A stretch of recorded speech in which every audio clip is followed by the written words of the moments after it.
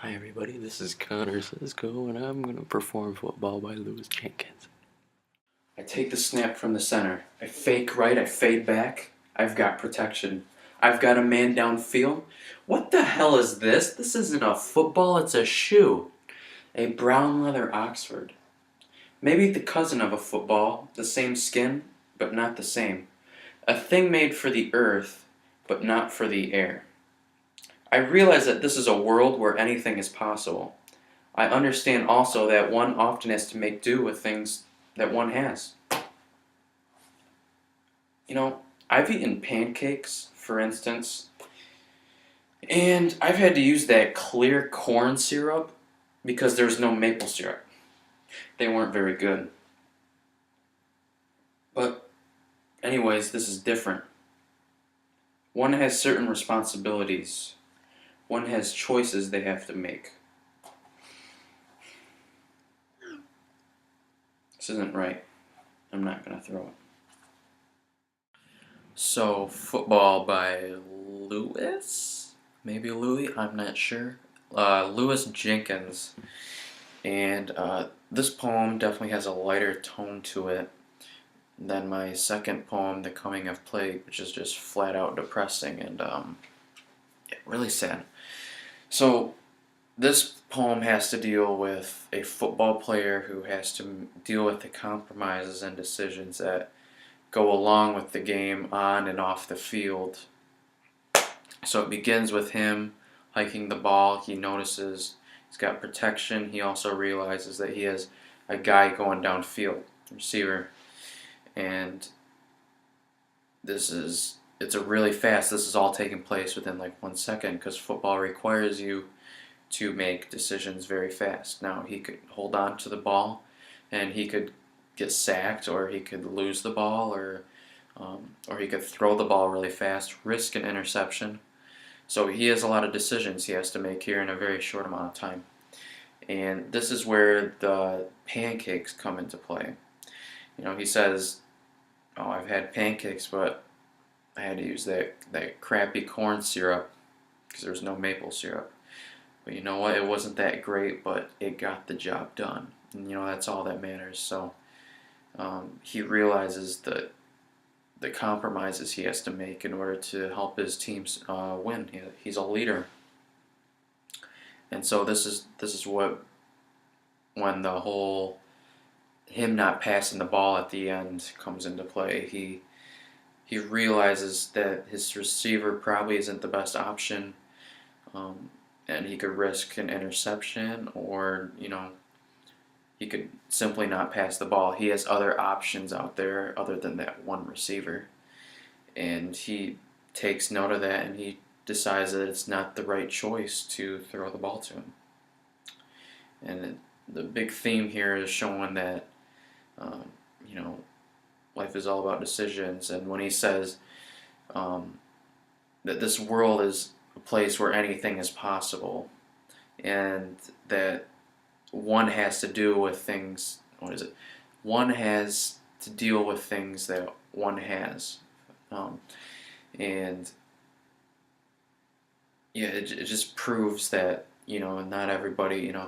You aren't gonna have the perfect scenario all the time, and you have to deal with what you got. You get what you get, and you don't throw a fit. That's basically what this whole poem's trying to tell us, and I think that's something that we should be that we should be considerate of more. Where we take things for granted so much, and this poem really kind of opens your eyes to you can't have everything that you want, and you kind of just got to make things work with what you got. And the next poem is a depressing one called The Coming of Plague by William Keyes. Get ready to cry. September is when it began. Locusts dying in the fields. Our dogs silent, moving like shadows on a wall. Strange worms crawling.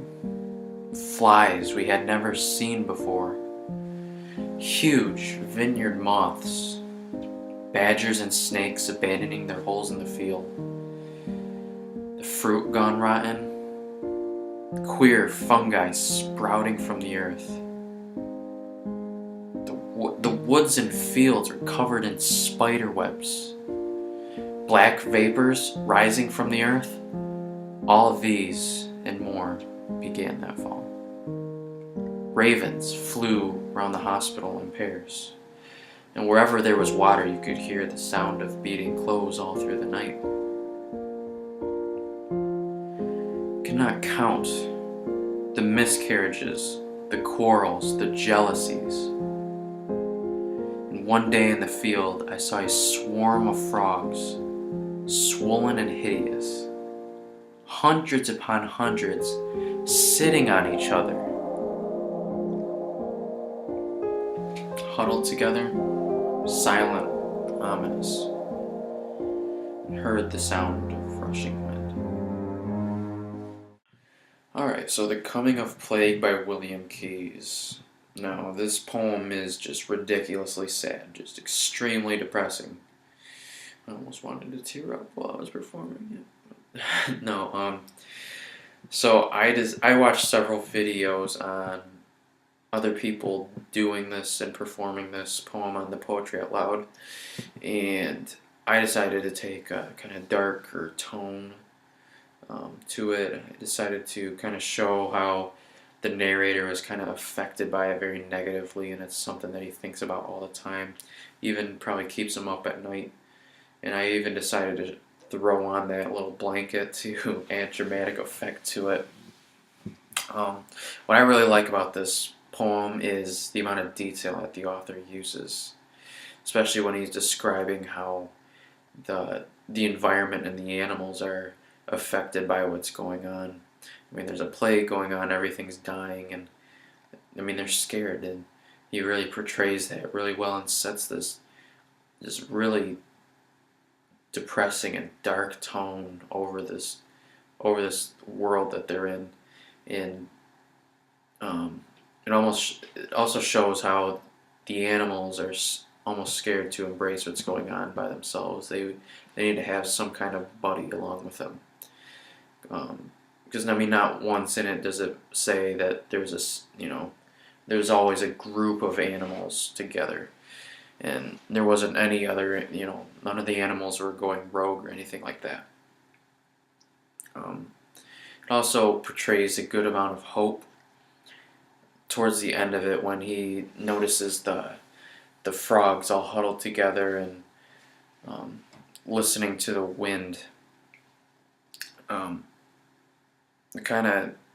It's something that we really need in this country now. We're kind of turning into a pessimistic society.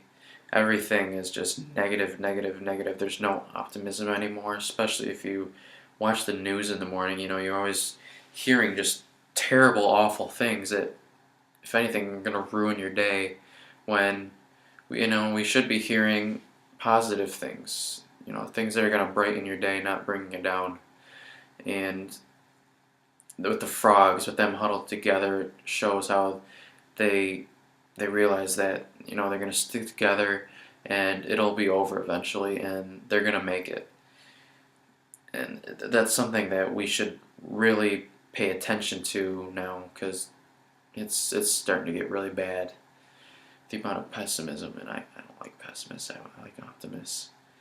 But yeah, the amount of detail and the hope that this poem brings, it should really help open our eyes to how we should act and be as a nation.